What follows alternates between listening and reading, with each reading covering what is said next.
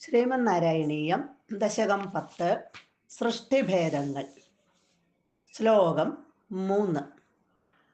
അഗജാനന പത്മാർക്കം ഗജാനനമഹർനിശം അനേകദം തം ഭക്താനാം ഏകദന്തമുപാസ്മഹേ.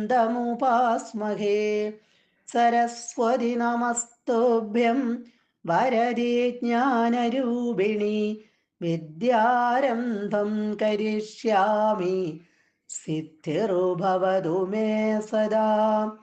ഗുരുർബ്രഹ്മാ ഗുരുർവിഷ്ണുർഗുരുർദേവോ മഹേശ്വര ഗുരുഃ സാക്ഷാത് പരം ബ്രഹ്മ തസ്മൈ ശ്രീ ഗുരവേ നമഃ.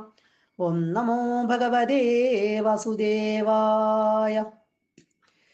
താവത് സസർജ മനസാ സനകം സനന്ദം ഭൂയഃ സനാതനമുനിം ച സനത്കുമാരം തേ സൃഷ്ടികർമ്മണി തു തേന നിയുജ്യമാനാ ത്വത്പാദഭക്തിരസികാ ജഗൃഹുർണവാണീം. കഴിഞ്ഞ ശ്ലോകത്തിൽ നമ്മൾ കണ്ടു, ബ്രഹ്മാവ്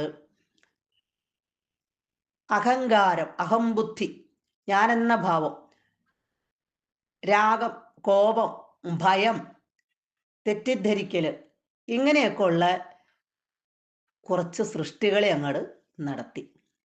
5 വിധത്തിലുള്ള അജ്ഞാന കാര്യങ്ങൾ അങ്ങോട്ട് സൃഷ്ടിച്ചു. അത് കഴിഞ്ഞപ്പോൾ അത്യധികം തമോ ഗുണമുള്ള ഇവയുടെ സൃഷ്ടി കൊണ്ട് പശ്ചാത്തപിച്ചു. അജ്ഞാനം നീങ്ങി അറിവ് ഉണ്ടായി ബുദ്ധി തെളിയുവാനായിട്ട് ഭഗവാന്റെ തൃപ്പാദങ്ങളെ ധ്യാനിച്ചു. പിന്നീട് തുടർന്നുണ്ടായ സൃഷ്ടികാര്യങ്ങളെ കുറിച്ചാണ് ഇവിടെ പറയുന്നത്. താവത് അപ്പോൾ, ഭൂയ പിന്നെയും, മനസാ മനസ്സുകൊണ്ട്, സനകം സനകനെ, സനകം എന്ന് പറഞ്ഞാൽ ഇവിടെ സനകനെ എന്നാണ് അർത്ഥം, സനന്ദം സനന്ദനെ, സനാതനമുനി സനാതനൻ എന്ന മുനിയെയും, സനത്കുമാരം സനത്കുമാരനെ, ഇവരെയെല്ലാം, സനത്കുമാരം ച ഇവരെയെല്ലാം സൃഷ്ടിച്ചു. സസർജ സൃഷ്ടിച്ചു. അത് കഴിഞ്ഞപ്പോൾ ബ്രഹ്മാവ് തൻ്റെ മനസ്സുകൊണ്ട് സനകൻ, സനന്ദൻ, സനാതനൻ, സനത്കുമാരൻ ഈ 4 മുനിമാരെ അവിടെ സൃഷ്ടിച്ചു. 4 പേരെ സൃഷ്ടിച്ചു.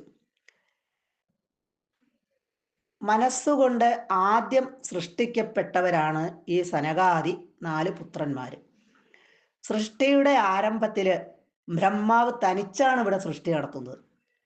അതുകൊണ്ട് തന്നെ അദ്ദേഹത്തിൻ്റെ ശരീരത്തിലെ വിവിധ ഭാഗങ്ങളാണ് സൃഷ്ടിക്ക് അധിഷ്ഠാനമായിട്ട് ഉള്ളത്. മനസ്സാണ് അതിലെ ഏറ്റവും പ്രധാനപ്പെട്ടത്. ആ മനസ്സിൽ നിന്നാണ് ഇവർ 4 പേരും ഉണ്ടായത്. അവര് ജന്മം കൊണ്ട് തന്നെ, ജനിച്ചപ്പോൾ തന്നെ ഭക്തിരസം നന്നായിട്ട് അറിയുന്നവരാണ്. അതുകൊണ്ട് തന്നെ അവർക്ക് ബ്രഹ്മാവിൻ്റെ ആ സൃഷ്ടികൾ നടത്തുക എന്നുള്ള ആവശ്യത്തെ നിരസിക്കേണ്ടി വന്നു.